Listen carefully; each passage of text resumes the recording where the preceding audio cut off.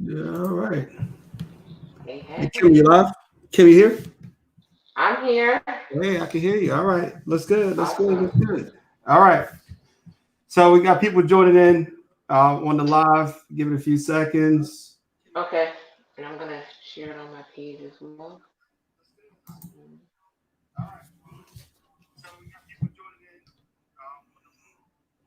All right. So it's a slight delay. We'll follow that. But by the way, Okay. everybody, today we're going to go over how to sell or refinance. I'm Quay Parker, Equity One Lending, and I'm with And I'm Kim Kim. McBride. All Yeah. right. So to give everybody a chance to get locked in. Second. All right. So people coming in. Cool. All right. So we're going to get started momentarily. So we're going to talk about how to sell or refinance amidst the COVID-19. Kim, this is your show. I'm not going to. Oh no. Give me 1 second. I'm gonna try to share this to my page. This is our show. I can't be a great realtor without a good lender. This is our show. Okay.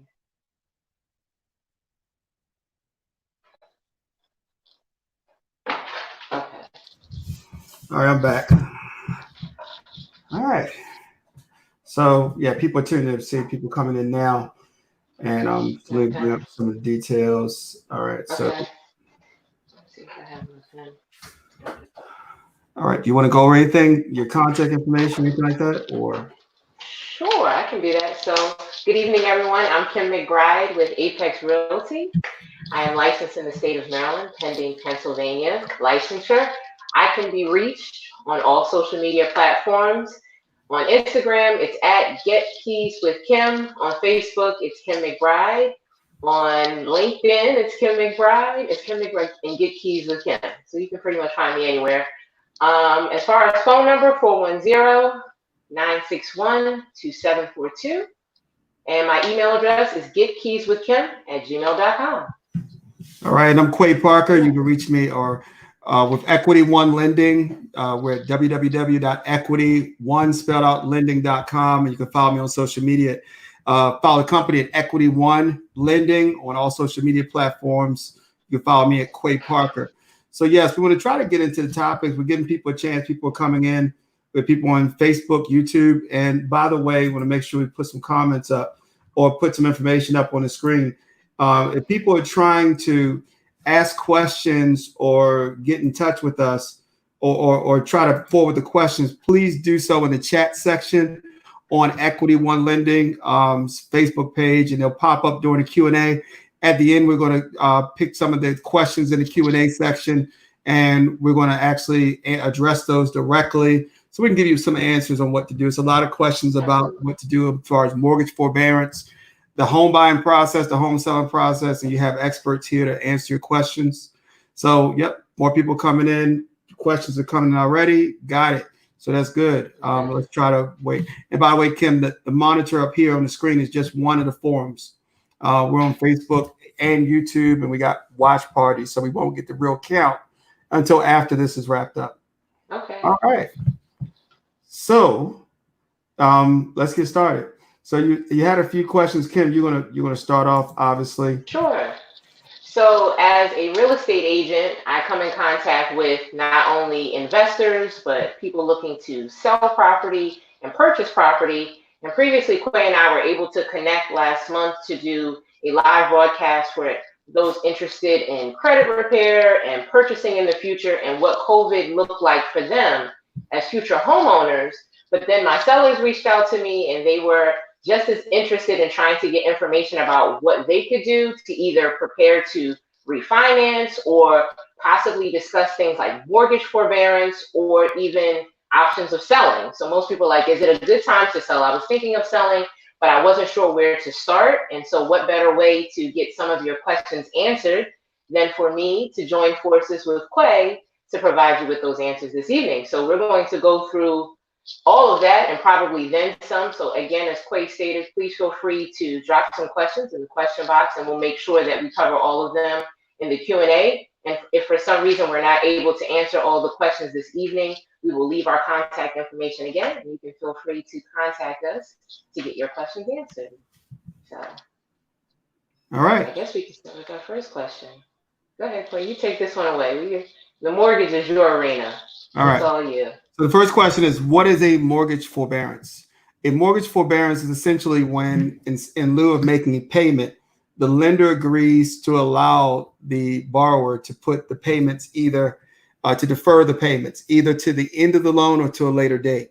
That can operate in one of two ways, and we're going to talk about what's happening in the pandemic. Under the CARE Act, there was an announcement that mortgage companies would allow borrowers to basically go without making mortgage payments for anywhere between 90 days up to a year if they're impacted by COVID-19. Ironically, before that announcement was made, there weren't some considerations such as the first, the government's not loaning the money. These are private institutions. That's your 401ks, your investors, private investors, people putting their money in the market. So what does a forbearance look like in many cases? It looks like the people who are waiting their money are either not going to get it or it's prolonged for an indefinite period of time, which is a big problem. So the mortgage industry, or until recently, Fannie and Freddie released something in FHA stating that the forbearance process, the money is being repaid. But on FHA, Fannie Mae, and Freddie Mac mortgages and VA, any government insured mortgage, essentially that forbearance period, the mortgage, those mortgage payments are going to be payable at the end of the loan term versus it being due in 90 days. Now, the bad news is for people who have a uninsured or non-conventional or unconventional mortgage that's not Fannie, Freddie, FHA, or VA insured.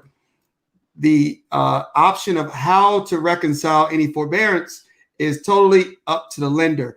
And a lot of people are surprisingly saying they're going to wait or they're going to collect in full after 90 days, the full amounts payable and due. They're not willing to wait until the end of the loan term, which could be anywhere from any period of time up to 30 years from now, depending on people who just purchased. So that's basically how mortgage forbearances work and what a forbearance is. The impact, we'll go into that later. Does that answer the question, Kim? It answers the question. So, but let me ask you a follow-up question if I can. So, for those who are listening that say, I'm interested in a forbearance, it's not necessarily the government's decision as to whether that forbearance is granted. It's based on lender to lender qualifications. All right. When a mortgage is FHA, VA, like I said, government insured, the CARE Act does have the authority to stipulate how the forbearance works. So with mortgages that are FHA, VA, or Fannie, Freddie insured, yes, the lender is forced into a forbearance situation where they can do it. So it's important to know what kind of loan you have if you're in a hardship.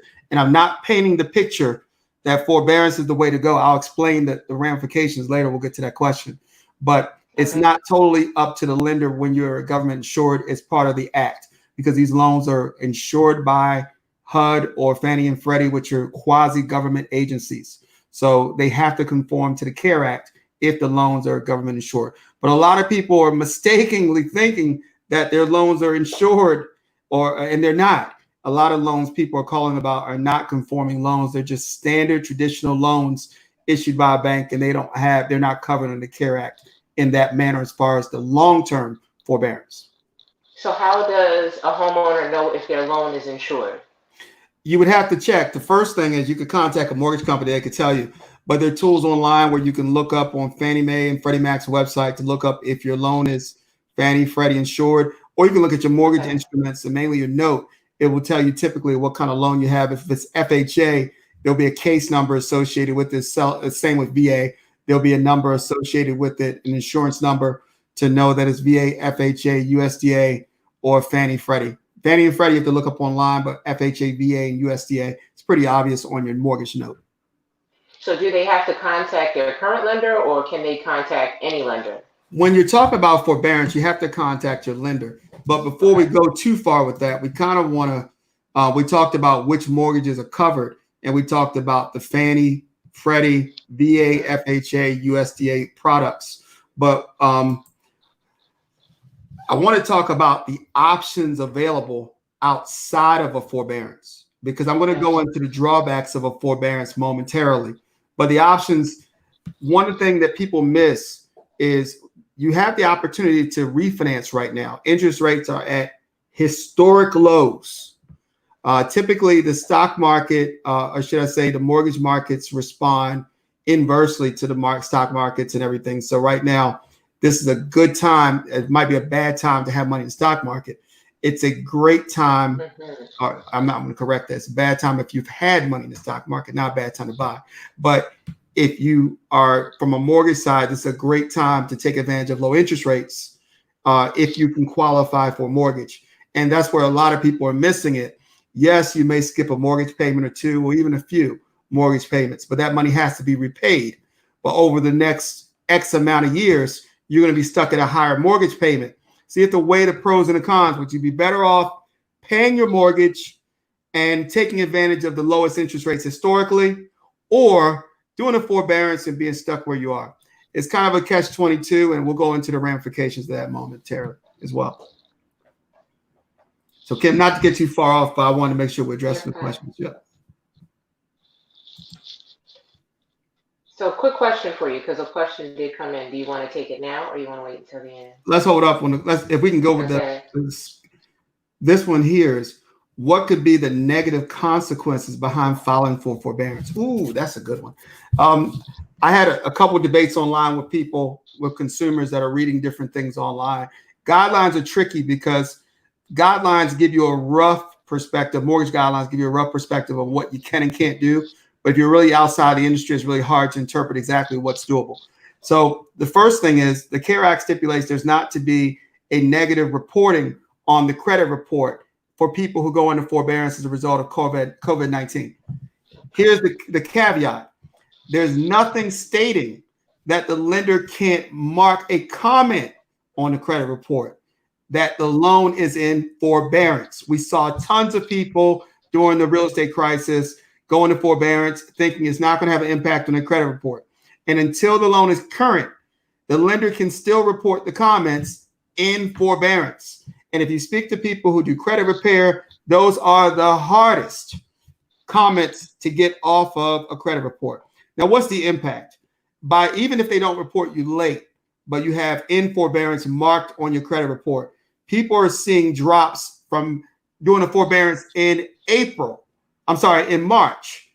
April people saw drops as high as 50, 60 points, 80 points we're seeing that people are losing in their FICO scores as a result of the comments in forbearance. To give you an example how they work, the same way that a loan or debt that you pay off that's settled for less than the amount owed, that is charged against your credit score in a much more harsh way than paying the debt in full. Not equal. So the issue you have to look, or the consideration there, is if you do a forbearance, how are they going to report to the credit bureau? Are they going to report in forbearance? How is that going to affect your credit score and affect your ability to get credit in other ways? Sometimes what people miss is if you're paying higher interest rates on everything else because your credit gets worse, you may not be winning by saving money in one area. So that's the first, the credit report. The second is, once you go into a forbearance, the money that you basically put in the rear of the loan is typically placed there in the form of a second mortgage, the same way they are when loan modifications are done, where the money's put in the rears of the loan. Here's a challenge. If you ever want to refinance, take money out your house, take advantage of lower interest rates, that will have to be paid first before being able to take advantage of other options as far as mortgages or saving. So that is a catch-22. A lot of people don't know these things going in because the fine print is not really what people pay attention to. Just like we talk about down payment assistance, there's a secondary lien in many cases that prevents refinancing, that prevents doing anything as far as taking equity out, taking cash out the house. That forbearance carries, one, the possibility of impact on the credit score, and two, if no impact on the credit score, definitely the possibility of a lien, or the likelihood, I'd probably say 90, 95% of the time, it's going to be a lien, a second lien that the lender's placing there to make sure they get their money on the back end when the loan is paid off or before you tap into your equity. So those are the drawbacks of the forbearance. So let me ask you this, because I've heard not my clients, but just people that are homeowners or even renters say that they've heard that whatever you don't pay, so let's say you're in forbearance for 3 months, that they just add those 3 months to the end of the loan. So if you had a 30-year mortgage and you were already 1 year in of paying it, so 29 years left, they're just going to add 3 months. So now you have 29 months and 29 years and 3 months. Would you say that that is accurate as well? Partially accurate. The challenge Okay. becomes if you're looking to pay the loan off or you're looking to refinance. The issue people have is if you have your money invested with someone, say if you have $300,000 invested, what people miss is the government's not loaning their money. Investors have their money tied up in mortgages.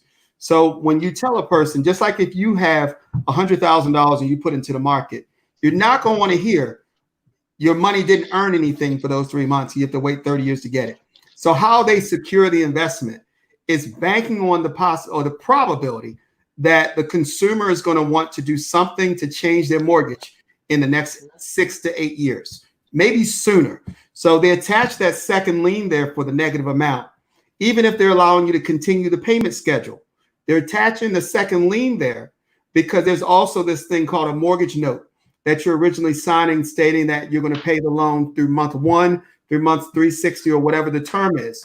So hypothetically, if that money is not being charged interest and accruing, because they're saying it's not accruing additional interest, it has to be placed in a static position so that that money is not being racked interest on month after month. You're not paying interest, compounded interest on interest. So that's why a second lien is placed there. So yes, you're adding years on your loan, but if you ever decide to pay off the loan, the entire balance of that forbearance has to be added. So let's look at it. If the average mortgage payment is $1,500 and a person took 6 months, so you're looking at what, 6,000, you're looking at $9,000 on top of the payoff that has to be paid if they decided to refinance, take cash out. So you have to really ask if you can afford to pay your mortgage. We know about time value of money, but I can't say it's a smart move strategically. Gotcha. Okay. Yeah, because what you could miss. Okay.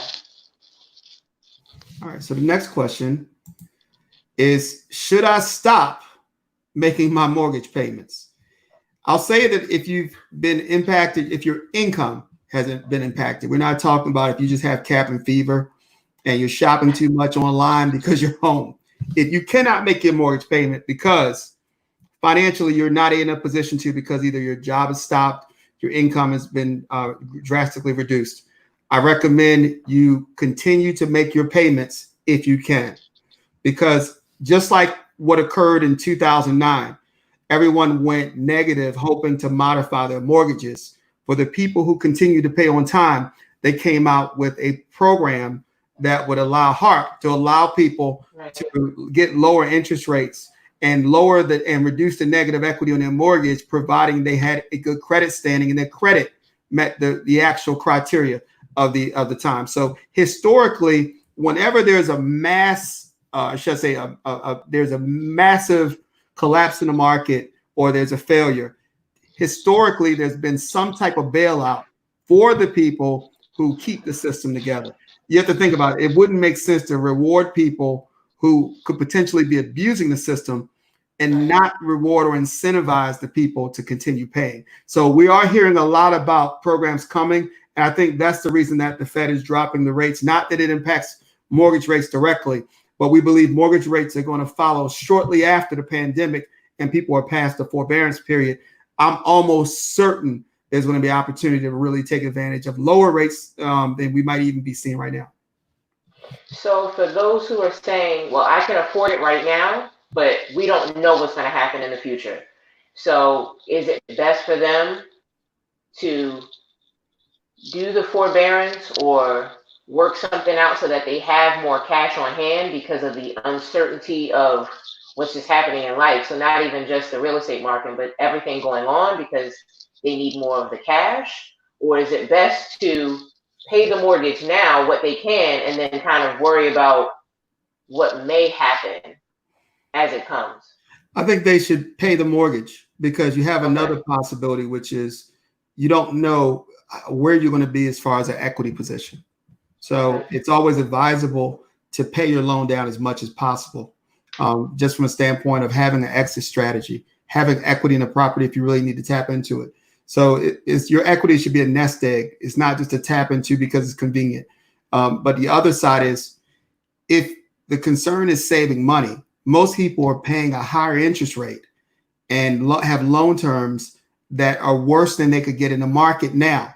Why not look at a refinance option where you could potentially save or have 2 months without a mortgage payment, maybe even get cash back, and work through the pandemic if you're still working, and save money long term, not a temporary short fix. I think the forbearance is a band-aid. And I think what most people are looking for is the ability to maximize savings in the value of their dollar. Yeah. So if that answers the mortgage question, I think people want to get onto the selling. We don't want to stay on this section too long. I think I've been on here 20 minutes. So let's get into the other side, which is selling property during COVID-19. I'd love to hear about the real estate side, what you're seeing and stuff like that. So the first question is, can you sell a tenant occupied property? Let's say if you're a landlord during a pandemic. If so, what are the restrictions, Kim? So you can sell it.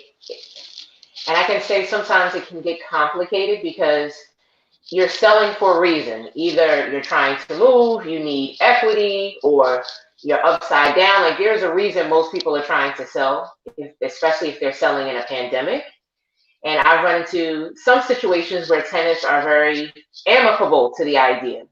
And then I've had certain situations where the tenant, rightfully so, has concern. So they're like, well, who's going to be coming in and out? How can I ensure that people are not touching my things? You know, what is going to happen? Can you wait until after I leave in order to list this property? So the answer is yes, but it takes a very astute realtor to work with all parties to make sure as many needs are being met as possible. So everything won't be perfect, but it does take some communication on all sides and the ability to be flexible.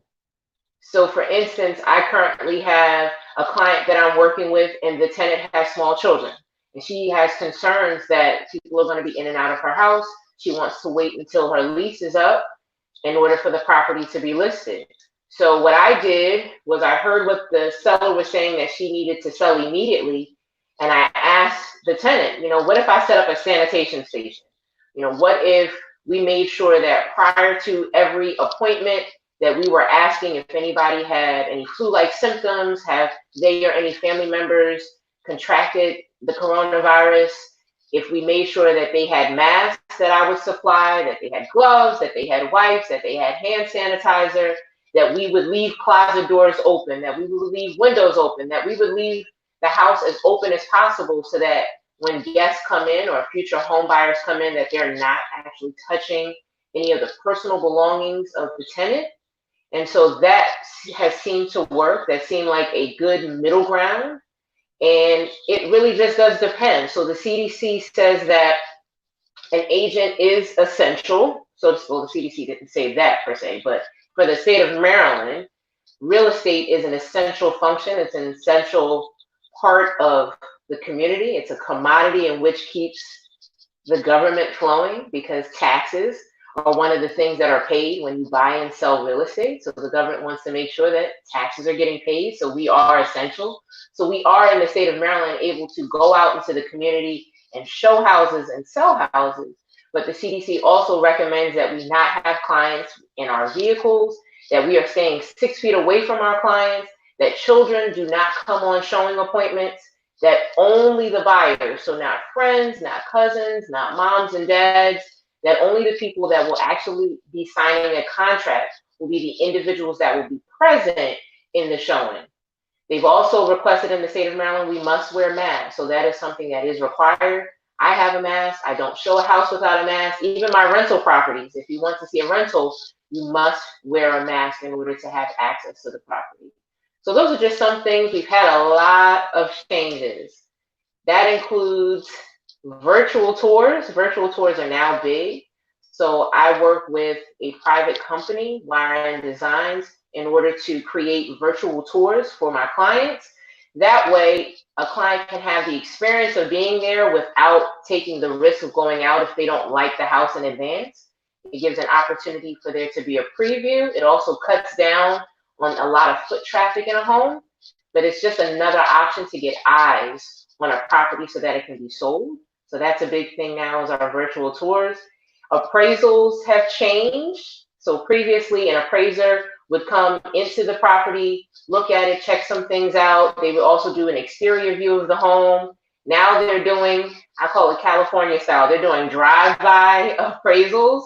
So they're only doing visual exterior views of the home and then providing a value that way instead of actually going in the home as previously was done.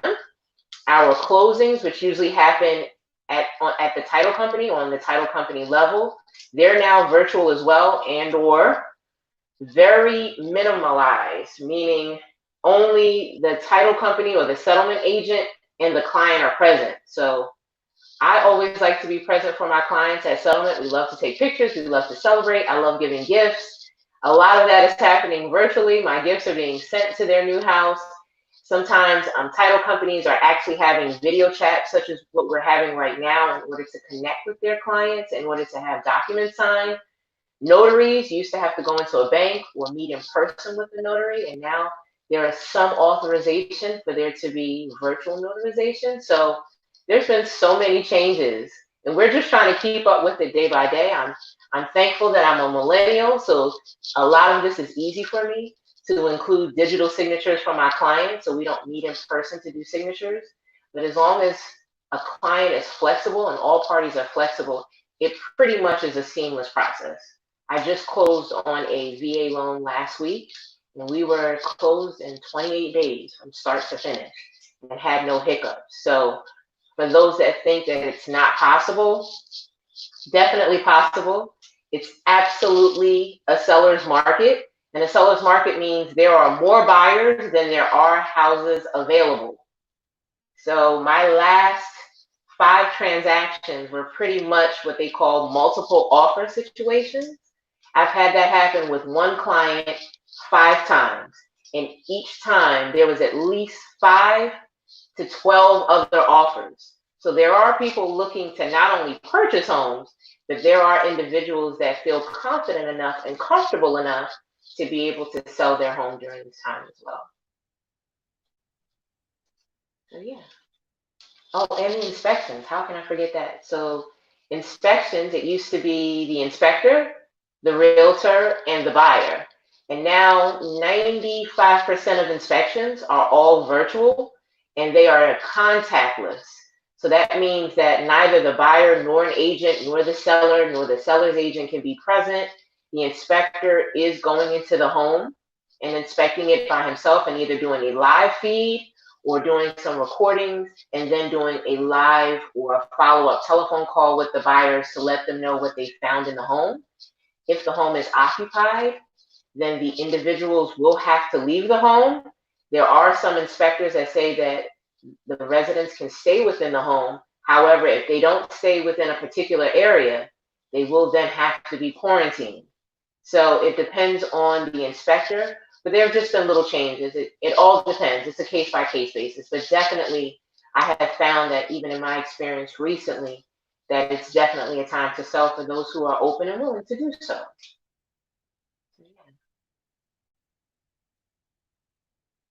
I can't hear you. Can you hear me?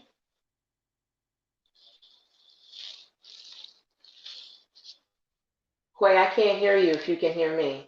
I can't hear you.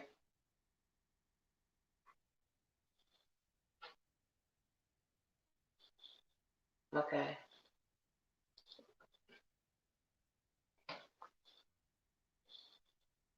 All right. Yeah.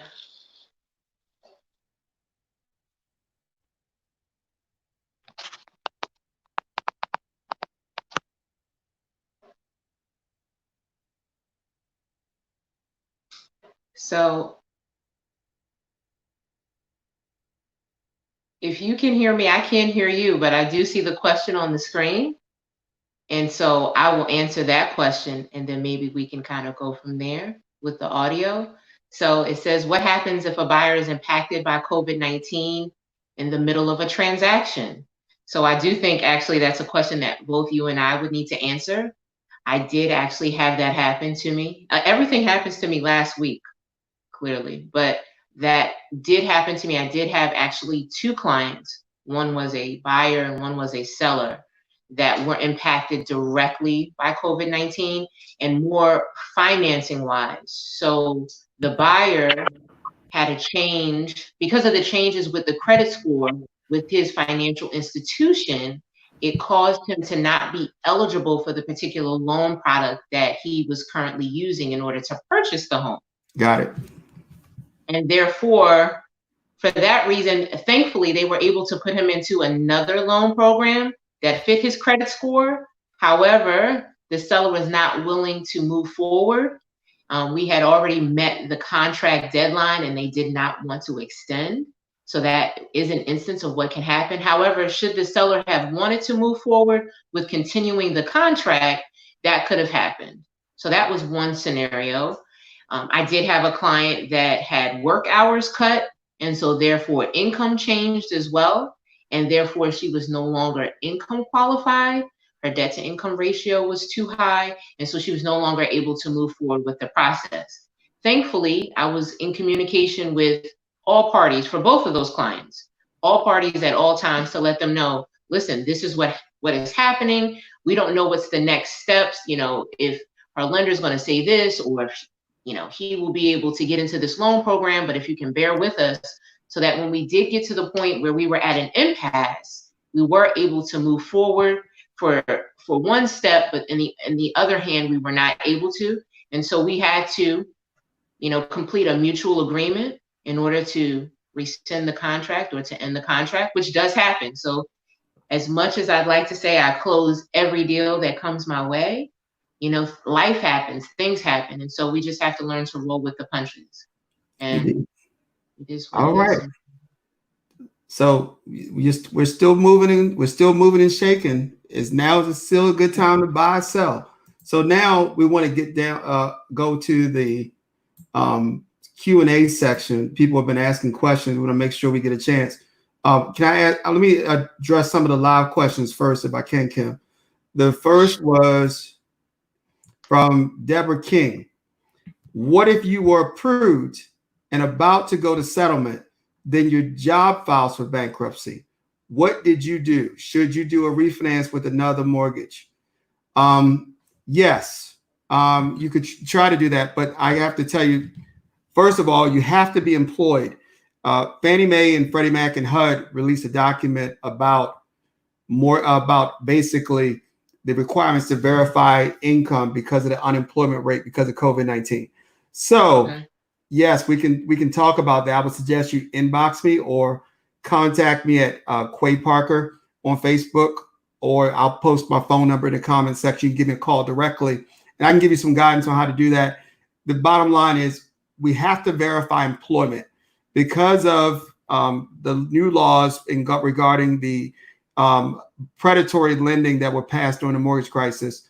We must verify a means test to make sure that you have the ability to repay the loan. So if you're out of work at this time, or if a person is out of work at this time, they would have to be able to verify a source of employment in order to close even on a refinance or purchase. So give me a call directly, but the answer may not be another lender. We can try it. We can give you some guidance, but that may not be the answer. All right. The next question we had is, I guess they had two of the same questions. Kim, you had a question, didn't you? Someone sent a question over to you? So yes, it says, my mortgage company contacted me for a streamline, taking my rate from 3.75 to 2.75. I accepted it because it lowered my payment by $115 a month. Was this okay? It's already done? Let's say presumably no. It's already done then, Streamline is just a program for doing a loan where you don't have to requalify. It doesn't mean there are no costs involved. If you're questioning it, I would get a second opinion to see if it makes sense. There are two sides to it. The first is the cost versus the savings. It sounds good just looking at rate, but I've seen people drop, 0.75 or 1%. They paid $6,000-7,000 to save $40. So the question becomes cost versus reward, and how long does it take to recover that money that you're investing, if any, into lowering your interest rate. So it's not a blanket answer. I wish I could give one, but I'd love to give you a second look. I can have one of my loan officers take a look at it and tell you exactly what your other options are. And you can do that by contacting us directly at Equity One Lending. And if you don't, I'll throw my phone number up. It's 443-961-2500, and someone will be happy to help you. Okay. So what do you do in cases in which someone may have an investment property and the tenant is behind on the rent? If the tenant is behind, okay, yeah. Here's the challenge. Investment properties require reserve. The owners have to have reserve money. You cannot be banking on rent to cover the mortgage payment 100% of the time. Vacancies and non-payments are a reality of the game. So the solution would be to first find out what kind of loan you have. If you have a Freddie Mac or Fannie Mae loan or FHA loan on the investment property, somehow you have an FHA, maybe it was a primary residence first, and you turned it into an investment property. A forbearance may be your best option if you do not have the cash to maintain it. By far, the forbearance beats a late payment or multiple lates. But if you have other options, I'd recommend you look at those. Even refinancing, if you're still working, you have the income to qualify. So you mentioned earlier about the comment. How can a comment cause the decrease in a credit score? So you mentioned that a credit score can drop 50 to 60 points because of a comment that a lender left on a credit report. Yes. So how is that so? They're classifications, just like delinquent, in collection, forbearance, paid for less than the agreed amount, or paid for a lesser amount than the amount owed. All these things are factored into FICO scores to impact it adversely. You have to remember the scores are designed to basically tell creditors what type of risk you are as a credit risk. So where there's not always a way to indicate, every situation does not fall in the category of 30, 60, 90, 120, or charge off. Certain things have to be noted, but they do give you information as far as on the person's credibility. So overall, that's why the comments are there. For example, if you're, a lot of people miss this, if you have student loans that are deferred, the student loans that are deferred are marked deferred to tell creditors, hey, the payment says zero, but this is a liability that's coming due. It impacts the credit rating. It impacts the credit decisions. So that would be the quick answer. If we could go really deep into it, but that would be a whole hour session by itself, how comments affect credit reports. Gotcha. Can you talk a little bit more about the finance piece? So who is refinancing not for? So I know that different people are in different situations. We have some people whose jobs are temporarily closed. Yes. We have those that are receiving unemployment, and the unemployment is going to be available for the next, let's say, 6 to 10 months, according to whatever information they receive. So is refinancing only for those who are gainfully employed at this point, or who is it not for? That might be easier as well. Refinancing is for anyone, and I have to answer that question in a compliant way. It's for people who can, if I haven't done this already, NMLS number 49165. Refinancing is for people who, yes, have a income that can be verified and that they can justify their ability to repay. I don't want to say that if you're out of work, you can't qualify, because we also can't discriminate on the source of income in determining a person's credit eligibility. So that's a thin line that we don't want to cross. I would say that if you currently feel that you want to see if there's an option to refinance versus forbearance, or refinance is to take advantage of lower rates, what we do, which is unique, is we allow a soft pull, so we can give you an opinion without you having a credit inquiry that impacts your credit score. So that's a no risk way to really get a feel for if it's going to make sense, because there's two sides to it. It's can you qualify, but the second is, does it make sense? Like we just talked about, versus what it's going to cost versus what you're going to save and how long it's going to take to recoup that. Sometimes it's just not worth it, and we'll tell you that. So I would say that the only way to answer that is to just have a conversation with the lender like us, Equity One, and we do a soft pull, which I think less than 5% of lenders do soft pulls. Most people do hard inquiries, and that's the only way they do it. We do a soft pull to give you an idea where you are, and that way your credit doesn't get damaged if we determine and you determine it's not for you at this time. Gotcha. So you mentioned before, see, I like cash back, so I heard that. But you mentioned that with refinancing, there may be the option for cash back. How does that work? Oh, it's a cash out. You could, if you have equity in your property, you can get money back to consolidate bills, eliminate debt. We're doing a loan right now where a person's income was reduced because of COVID. They lost their part-time job. So now it's a struggle. So the solution was to take all her bills and consolidate the bills, or their bills, and consolidate the bills, the car, the credit cards into one bill, and they save like $1,200 a month. So now they're able to save money long term, and they're able to get through this crisis. So a lot of ways to do that. We're really creative at finding ways to look at a picture and figure out ways to cut the monthly expenses, because that's really the goal, is really to limit the monthly overhead. Gotcha. Okay, so this is an interesting question. Not sure if we can answer it, but we shall see. So assuming there is a situation in which either the person that is carrying the note is deceased due to COVID, how does one then move forward, either as someone who is co-borrower on the loan, and or let's just say, is a relative of theirs? How does one move forward with either refinancing or selling a property for someone who has passed due to COVID-19? See, that's a borderline estate question, because there are multiple considerations. It's how the property's titled. If the property is titled joint tenants, where they have survivor benefits, where the other party becomes 100% owner, there would be no impact. But the question becomes how it's titled, and that would be a question that would have to be case by case by a title attorney. There's no blanket answer, because it could be a situation where it has to be an estate opened.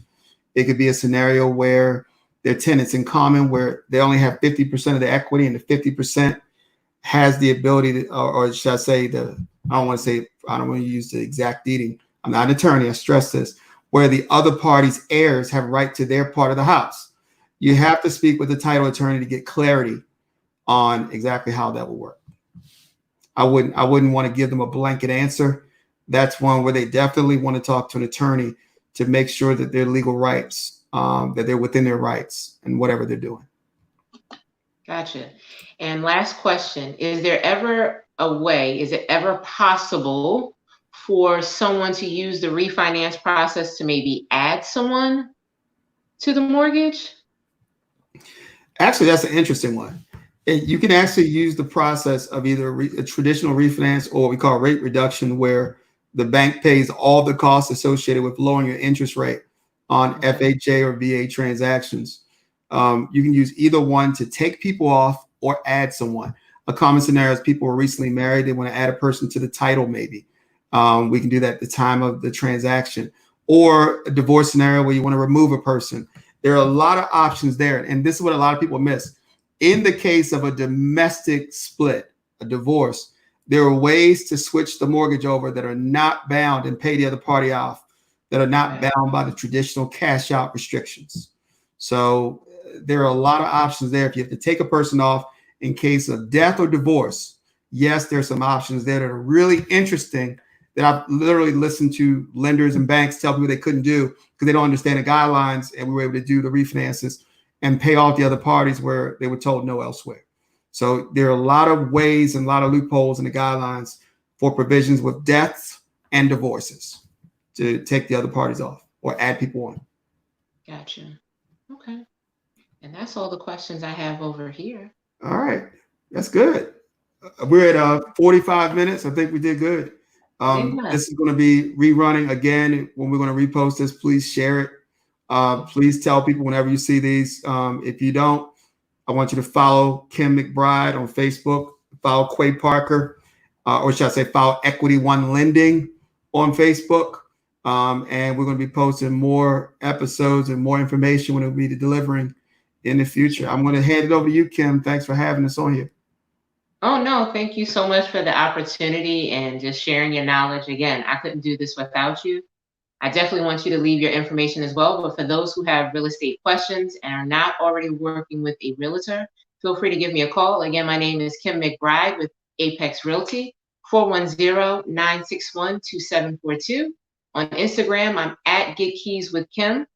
My Gmail is getkeyswithkim@gmail.com. And you can also find me on Facebook, LinkedIn, YouTube, all at Get Keys with Kim. Quay? All right. And I'm Quay Parker with Equity One Lending. You can reach us at 443-961-2500, online at Equity One, spelled out, equityonelending.com, and on all social media at equityonelending.com or Equity One Lending. Yes, so that's the information for us. All right. Awesome. Thanks so much. Have a good evening, everyone. Thanks for tuning in, everyone. Have a good evening. Be safe. Stay inside. That's right. I want to get out.